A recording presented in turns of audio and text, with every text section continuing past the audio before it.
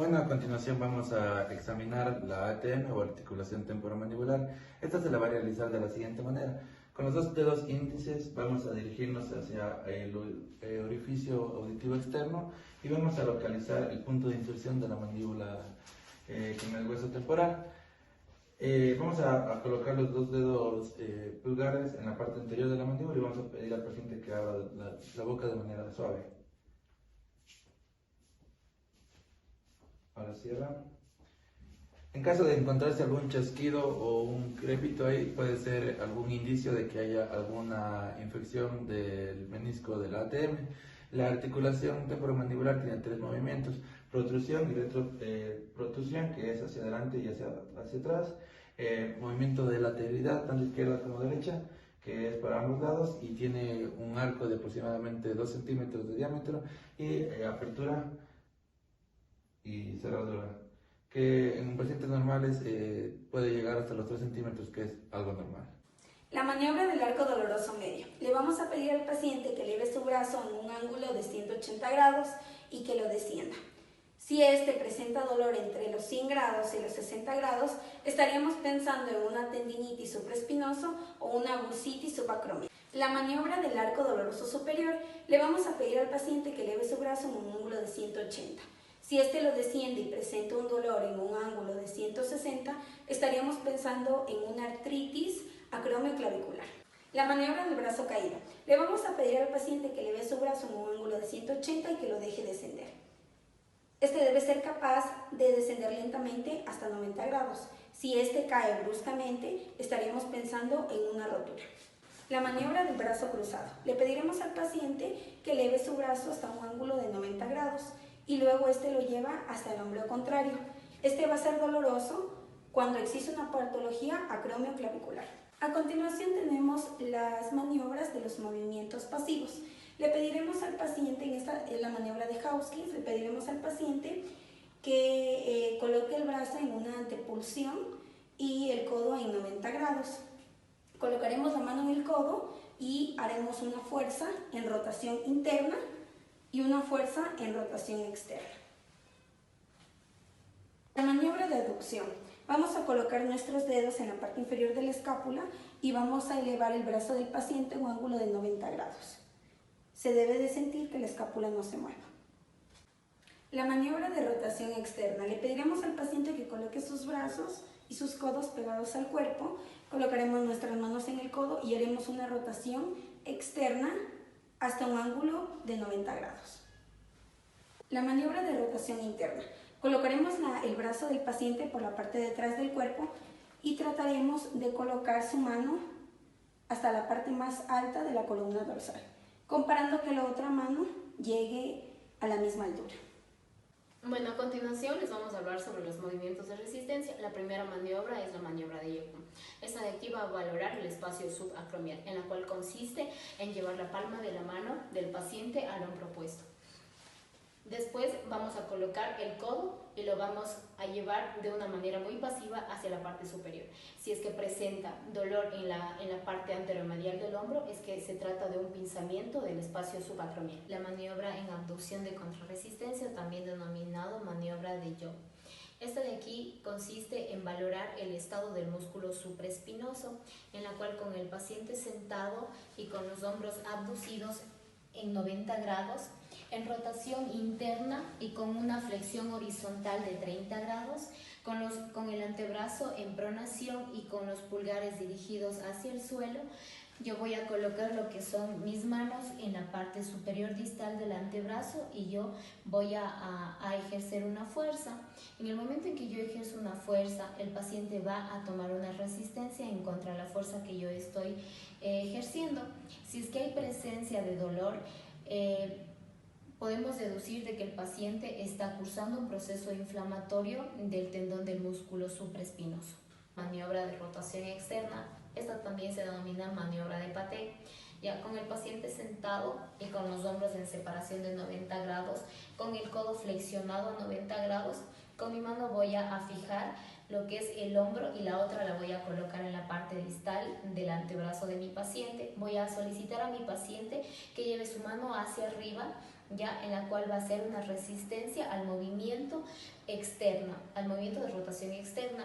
Ya este test va a ser positivo cuando hay presencia de dolor justo en la zona posterolateral del acromion. Maniobra de SPEED. Para esta maniobra necesito que mi paciente esté de pie, ya, la cual vamos a proceder de que el codo de mi paciente debe estar extendido, ya, su antebrazo debe estar en supinación. Voy a colocar los dedos de mis manos en la parte del surco bicipital del hombro y la otra la voy a colocar en la parte de la muñeca de mi paciente, y voy a solicitar a mi paciente que haga una contrarresistencia entre la flexión del codo y del hombro. Ya, este test va a ser positivo en la que va a presenciar un dolor en la parte del tendón de la cabeza del bíceps, justo en la región anterior del hombro. Ya, la maniobra de Yergason necesito para ello que mi paciente esté de pie. Con el codo flexionado a 90 grados voy a colocar mi mano en la parte del surco bicipital del hombro y la otra la voy a colocar en la parte distal del antebrazo. Ya voy a solicitar a mi paciente que haga un movimiento de supinación del antebrazo haciendo una contrarresistencia. Este test va a ser positivo en el momento en que mi paciente presenta dolor en el surco bicipital durante el movimiento. La maniobra de estiramiento del tendón del bíceps. Para ello voy a necesitar que mi paciente esté sentado. Ya voy a proceder a hacer una extensión pasiva y forzada hacia atrás del brazo, ya, para lo cual voy a necesitar que el codo de mi paciente esté extendido.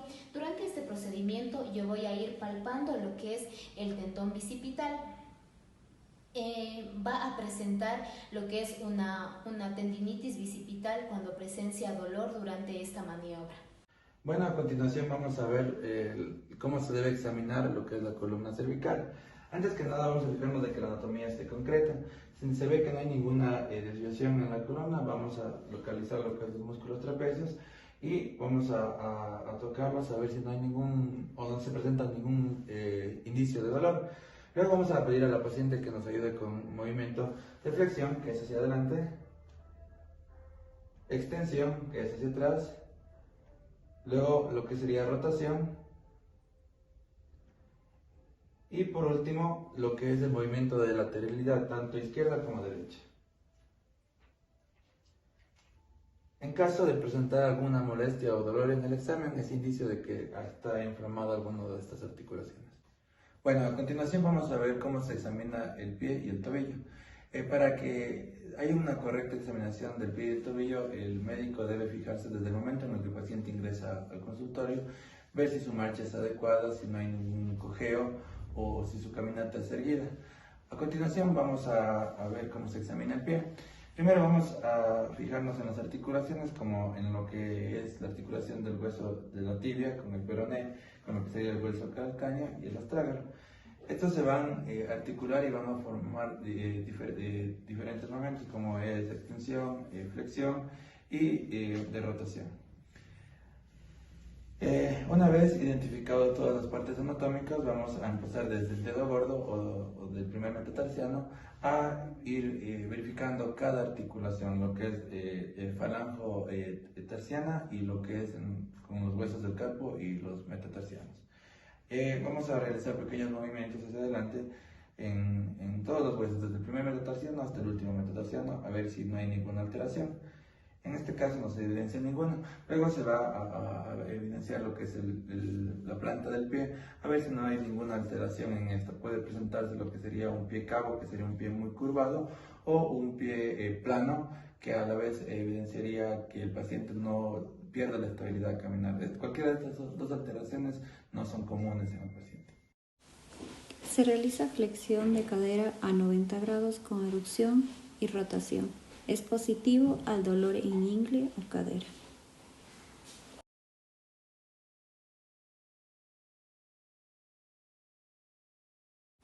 Se flexiona con la superposición del tobillo a la pierna y se aplica una aducción.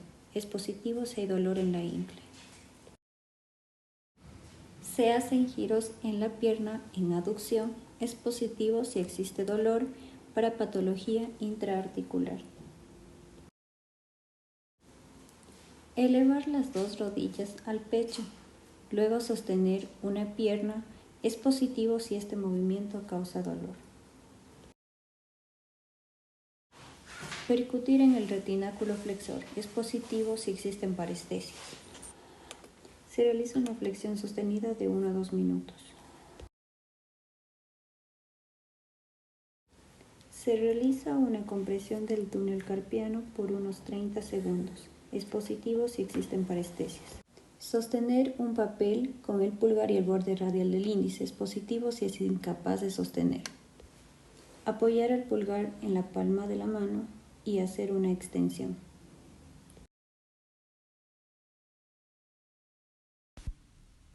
Prueba de Shower.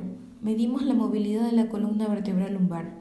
Colocamos al paciente en forma de bipedestación y con nuestros 2 dedos índices vamos a localizar la cresta ilíaca y con el dedo pulgar nos dirigimos hacia la columna vertebral para localizar las apófisis espinosas de la primera vértebra S1 y marcamos con un marcador un punto. Luego, con la cinta métrica, desde ese punto de referencia de S1 vamos a marcar 10 centímetros en dirección cefálica siguiendo la columna vertebral y marcamos el segundo punto de referencia. Luego, se le va a solicitar al paciente que realice una flexión anterior y vamos a medir los 2 puntos de referencia en el que debe aumentar 5 centímetros. En el caso de esta paciente, medimos con la cinta métrica y alcanzó un máximo de 15 centímetros, estableciendo en los parámetros normales.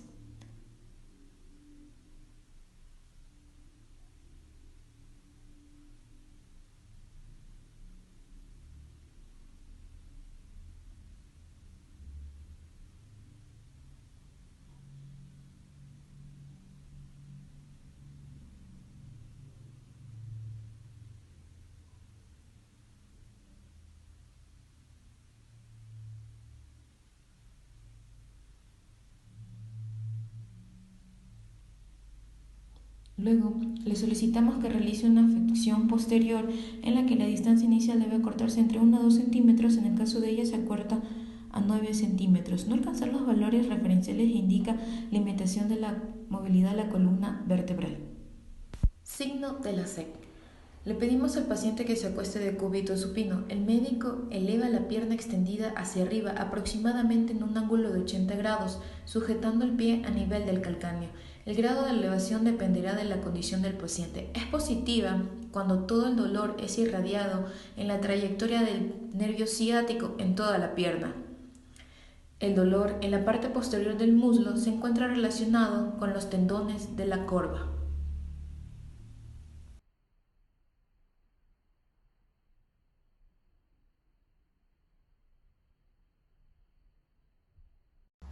Signo de Hover. Ayuda a establecer si el paciente simula el dolor. El paciente está acostado de cúbito supino. El médico coloca su mano en el calcáneo de la pierna sana y le solicita al paciente que levante la pierna en la que presenta dolor, extendida totalmente. Cuando hay dificultad, el paciente efectúa presión sobre el calcáneo de la pierna opuesta para obtener el apoyo y levantar la pierna en la que presenta dolor.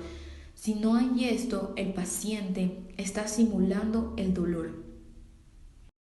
El codo. En el codo vamos a tener los arcos de movilidad. En esta ocasión voy a hacer primero el de la flexión. Vamos a pedir al paciente que haga la flexión y que va a tener que pegar el codo al tronco. En esta ocasión vamos a tener un ángulo de 90 grados y vamos a pedir que flexione. Flexiona, por favor. Ya. Y aquí vamos a tener un ángulo de 150 grados. En condiciones normales, el paciente va a poder tocarse, va a poder tocar el hombro. Tócate, por favor. En la posición que se encontraba anteriormente, vamos a pedir que extienda el codo hasta donde puede. Extiende, por favor. Aquí vamos a tener un ángulo de 0 grados y el músculo que va a trabajar aquí es el tríceps. La supinación. Vamos a pedir al paciente que coloque el codo en un ángulo de 90 grados, de esta manera. Ahora decimos al paciente que cierre el puño, cierra por favor, y que gire este hacia abajo, de tal manera que quede la palma mirando hacia el piso. Ahora vamos a pedir que la palma quede hacia arriba y que gire la muñeca lentamente. Gira por favor. Pronación. Vamos a colocar el codo pegado al cuerpo del paciente. Vamos a poner la mano en pronosupinación neutral. Vamos a pedir que gire la mano hasta que quede la palma mirando hacia el piso y esto va a tener una amplitud de 85 grados. Bien, de acuerdo a las maniobras de la rodilla tenemos como primero los meniscos, la prueba de tracción y presión de Apley. El paciente debe de estar en decúbito prono. Tomamos con la rodilla flectada en 90 grados. El examinador, que soy yo, aplica presión en la cara plantar del talón, produciendo una carga axial sobre la tibia. Y simultáneamente rotamos esta interna y externa, alternadamente. Luego se sujeta desde la tibia y se realiza una tracción axial con rotación interna y externa, alejando la tibia del fémur. Si este test sale positivo, esto tiene que referir dolor al realizar la compresión. Tenemos la maniobra bursitis de la pata de ganso. Esta va a estar localizada entre los tendones de los músculos arterios, el recto interno y el segmentoso que se van a encontrar en la parte de aquí. Ya, aquí se va a dar la inserción de la pata de ganso y la superficie posteromedial de la tibia. En posición justamente medial con respecto al tubérculo tibial, esto no va a ser palpable, sin embargo, si se inflama, se percibe el derrame y el encruzamiento parcial de la bursa, que es una bolita que se va a almacenar justamente en la parte posterior de la tibia. De acuerdo a los arcos de movilidad, el test de cajón anterior y posterior, el paciente se encuentra en decúbito supino y le pedimos que haga una flexión de cadera y rodilla aproximadamente unos 90 grados. Luego, nosotros nos sentamos sobre sus pies para fijarlos. Nuestras manos van a fijar una toma bimanual de ambos lados del tendón rotuliano, palpando las mesetas tibiales que van a ser estas, ¿ya? Para realizar la maniobra de cajón anterior, realizamos una tracción postero-anterior, ¿ya? Ayudando de nuestro tronco. Esto vamos a valorar las estructuras como el ligamento cruzado anterior, el ligamento oblicuo posterior, el complejo arqueado popliteo y la porción posterior interna y externa de la cápsula. Si este test sale positivo, comparamos siempre con la rodilla contralateral. De acuerdo al test del cajón posterior, estamos en la misma posición, pero el empuje será antero-posterior, o sea, hacia atrás, ¿ya? Entonces, este va a ser exagerado a comparación de la rodilla contralateral si el test sale positivo. Sospechamos de las lesiones en las siguientes estructuras, que serían el ligamento cruzado posterior, el complejo arqueado popliteo y el ligamento oblicuo posterior. Exploración de la columna lumbar. Primero vamos a evaluar en una flexión de 40 grados, en una extensión de 15 grados. Otro movimiento tenemos las rotaciones de 45 grados y las lateralizaciones de 30 grados. En la palpación debemos buscar siempre dolor en procesos espinosos y espacios intervertebrales. Nunca olvidar palpar el sacro con el coxis, además de los puntos gatillos de contracturas de masas musculares y también de aumento de volumen. Test de Adams. Pedimos al paciente que realice una flexión de la columna y tratará de tocar la punta de los pies sin flexionar las rodillas, mientras buscamos presencia de jibas en el movimiento. De Faber. Pedimos al paciente que esté en decúbito supino y se realiza flexión, adopción y rotación externa de la cadera, y se considera positivo si presenta dolor en la región lumbrosacra. Test de Connell. Vamos a pedir a nuestro paciente que se coloque en decúbito prono y le vamos a flexionar a 90 grados la rodilla y le vamos a realizar extensión pasiva de la cadera. Y si presenta positivo, da igual a un dolor en el trayecto del nervio femoral. Test de Govertz. Pedimos al paciente que esté en decúbito supino y se realiza dorsiflexión con la pierna extendida y nos da positivo si presenta dolor a los 10 grados. Maniobra de TP. Se pide al paciente que esté en decúbito supino y se eleva la pierna en extensión. Es positivo si presenta dolor de 30 a 40 grados.